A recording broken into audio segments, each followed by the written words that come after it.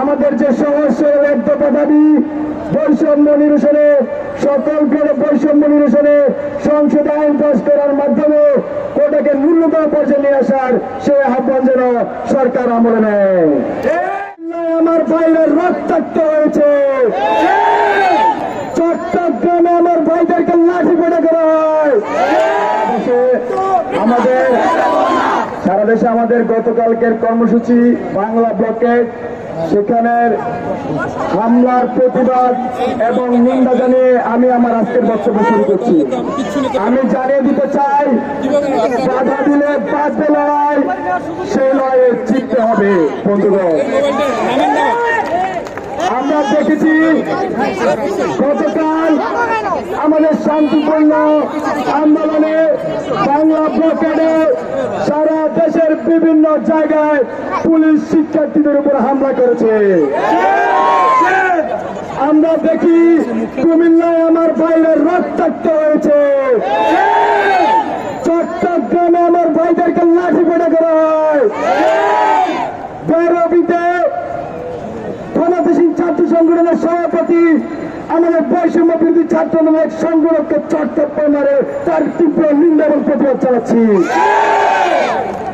আমি বৈষম্য বিরোধী ছাত্র দলের সমন্বয়ক হিসেবে সারা দেশের সকল সংগঠন, সকল প্রতিনিধিদেরকে অভয় দিতে চাই, কোথাও যদি কেউ আমাদের উপর হামলা করে, হুমকি দামকি দেয়, আমরা সকলে একসাথে তাদের বিরুদ্ধে সর্বাত্মক প্রতিরোধ করে দেব।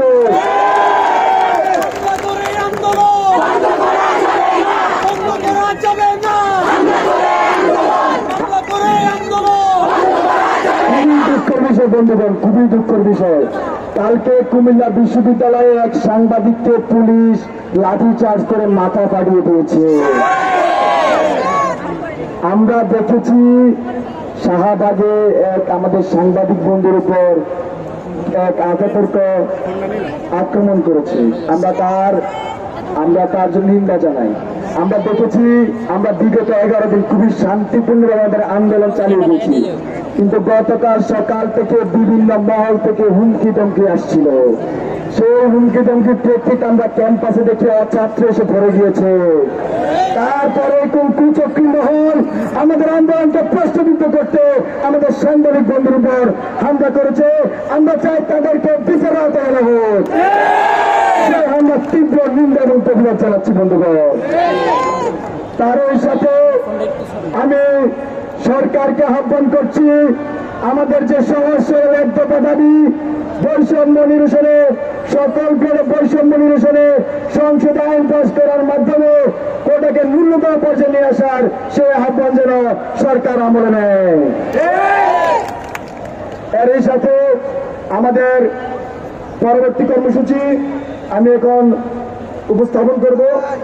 আগামীকাল আমাদের সকল বিশ্ববিদ্যালয় ও জেলায় জেলায় অনলাইন অফলাইন প্রতিনিধি বৈঠক হবে এবং বিকাল 6টায় আমরা আমাদের পরবর্তী কঠোর কর্মসূচি নিয়ে একটি প্রেস ব্রিফিং করব।